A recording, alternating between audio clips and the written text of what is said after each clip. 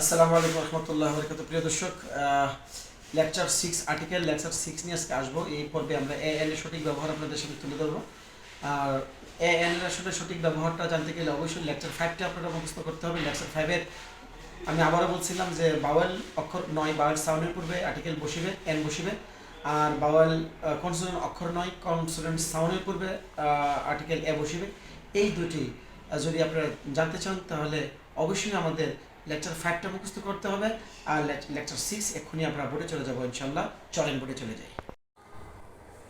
আসসালামু আলাইকুম রহমতুল্লাহ বরকাতুহু। প্রিয় শিক্ষার্থীরা, প্রায় কয়েকদিন পর রোজার কারণে আমি সঠিকভাবে করতে পারিনি।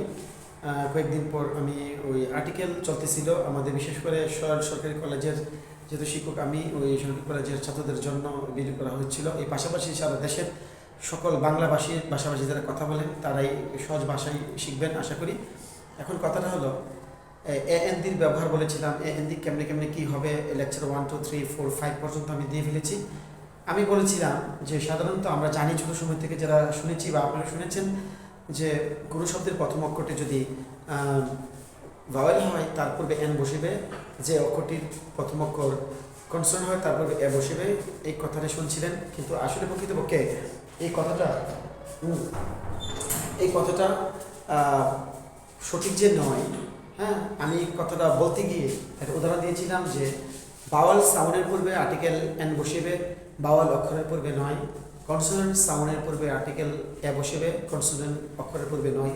আর কনসোনেন্ট অক্ষরের পূর্বে যে বসে এটা সাধারণত বদলাইতে পারে, সেই জন্য সাধারণত কথাটা বলি। প্রিয় দর্শক, আমি আবারও কথাটা বলি যে বাওয়াল কনসোনেন্ট সাউন্ড যদি না চিনতে পারেন আপনারা এ এন এর সঠিক ব্যবহারটা করতে পারবেন না। আর একটা কথা হলো, নাউন চিনা লাগবে। নাউনের ক্লাস আমরা ক্লাস 7 লেকচার 7-এ নিয়ে আসবো। আজকে চলেন আমরা এখনই বোর্ডে চলে যাই, বোর্ড থেকে একটু দেখে ফেলেন আমরা কী করতেছি। প্রিয় দর্শক, এই লেকচার 6 এ এন এর ব্যবহার আমরা একদম সহজ সরল ভাষায় লিখতেছি। দেখেন, this is a university, this is a we, he is an MP, he is a UNO, he is an FRCS. এই আমি কয়েকটা বাক্য লিখলাম সাউন্ডের যে ব্যাপারটা শেখানোর জন্য। আপনারা এখনই বোর্ডে চলে যান, বোর্ডে দেখবেন। আমি বলি আপনাকে, এই দেখেন ইউটা কিন্তু ভাওয়েল, কিন্তু কেন এর আগে হলো আমি এক্ষুনি বলি। আমরা লেকচার 5-এ বলেছি অক্ষরটা ইউ ভাওয়েল, কিন্তু সাউন্ড ভাওয়েল দিচ্ছে কি না। ইউর ভাওয়েল সাউন্ড কি দর্শক মনে আছে কি? আ। ইউর ভাওয়েল সাউন্ড কি? আ। ইউর ভাওয়েল সাউন্ড কি? আ। যদি ইউর উচ্চারণটা আর মতো না হয়, এমনি এ হয়ে যাবে। যেমন দেখেন, ইউনিভার্সিটি, এটা ইউটার মতো উচ্চারণ হয়েছে, কিন্তু ইউর ভাওয়েল সাউন্ড হলো আ। এই জন্য আ হয়নি, সেই জন্য আমরা কী হয়েছে, সাউন্ড দিছে কনসোনেন্ট। আবার বলি, ইউর ভাওয়েল সাউন্ড কি? আ। ইউর ভাওয়েল সাউন্ড কি? আ। যদি ইউর ভাওয়েল সাউন্ডটা আ না হয়, এই ওয়ার্ডটা উচ্চারণ করতে যদি আ না আসে, এমনি আমরা এটাকে কনসোনেন্ট সাউন্ড মনে করব, আমরা ফট করে এ দিয়ে দেব। যেমন দেখেন এখানে ই তো অবশ্যই ভাওয়েল, কিন্তু সাউন্ড দিছে ইর ভাওয়েল সাউন্ড কি? ই বা এ, রশি ই বা এ, এই দুইটা হলো ভাওয়েল সাউন্ড, যেটা লেকচার 5-এ দেওয়া আছে। লেকচার 5টা দেখবেন, ইটা এখানে ইউ উচ্চারণ হয়েছে, ইটার কনসোনেন্ট সাউন্ড হল ইউ, তাহলে ইর কনসোনেন্ট সাউন্ড দিছে ইউ, সেই জন্য আমরা কী হয়েছে, এ হয়েছে। এই এম, এই এমটা যদিও কনসোনেন্ট কিন্তু সাউন্ড দিছে ভাওয়েল, দেখবেন এমপি, এটা এর মতো সাউন্ড দিছে, এটা তো ভাওয়েল অক্ষর, এর আগে অবশ্যই এন বসে, সেই জন্য এন বসলো। ইউটা তো ইউর মতোই, U N O. F R C S, এতে এফ হইল কনসোনেন্ট, কিন্তু সাউন্ড দিছে কি ভাওয়েলের মতো, এফ আর সি এস এ দিছে। হ্যাঁ, সেই জন্য কী হয়েছে, এন হয়েছে। প্রিয় দর্শক, আমি আবার কথাটা বলি।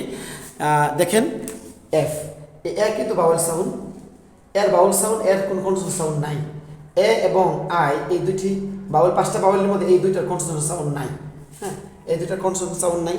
এই জন্য এই দুইটা অক্ষর দেখলেই আমরা এন শিওর করে নেবেন। আর বাকি 3টা যে ভাওয়েল আছে, ভাওয়েলের সাউন্ডগুলো দেখবেন ভাওয়েল সাউন্ড কিনা। যেমন দেখেন, আমি আবার দর্শককে বলে দিই, এখানে দেখেন লেখছেন, আশা করি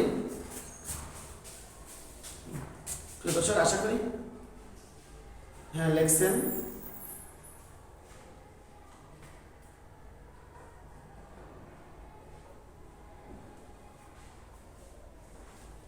হ্যাঁ লিখেন। হ্যাঁ, যেমন আমরা পাশে একটা উদাহরণ দিই, উদাহরণটা ধরেন। যেমন দেখেন, আই হ্যাভ অ্যান আমব্রেলা, দেখছেন এটার সাউন্ড কি দিয়েছে এখন সেই জন্য কি হয়েছে এন হয়েছে। যদি এটা কনসোনেন্ট সাউন্ড দিত তাহলে এ হইতো, বাউল সাউন্ড দিছে এই দেখেন, তাহলে ইউর বাউল সাউন্ড আমরা পাইলাম। আর এর বাউল সাউন্ডটা কোথায় পাবেন দেখেন, আমি এই পাশে লিখে ফেলি। দেখেন এই দিস ইজ অ্যান এগ, দেখছেন এই শব্দটা এখন বাউল সাউন্ড দিছে।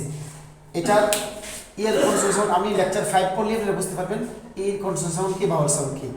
এখানে বাউল সাউন্ড দিছে এই জন্য এন হয়েছে, এখানে কনসোনেন্ট সাউন্ড দিছে এই জন্য এ হয়েছে। আপনার লেকচার 5 দেখার জন্য অনুরোধ করলে 5টা দেখলেই আমরা এই সম্পর্কে ইনশাআল্লাহ হয়ে যাবে। কালকে নেক্সট লেকচার 7-এ আমরা শুরু করব দীর ব্যবহার এবং পাশাপাশি দির সাথে সাথে পাশাপাশি আমরা নাউনগুলো চেনাবার ব্যবস্থা করব। নাউন সার্কেল দিটা বুঝবেন না। প্রিয় দর্শক, আশা করি লিখছেন, উদাহরণগুলো মুখস্থ করবেন। তাহলে আজকে এই ভিডিও থেকে আপনাদের কাছে বিদায় নিচ্ছি। আসসালামু আলাইকুম ওয়া রাহমাতুল্লাহি ওয়া বারাকাতুহু।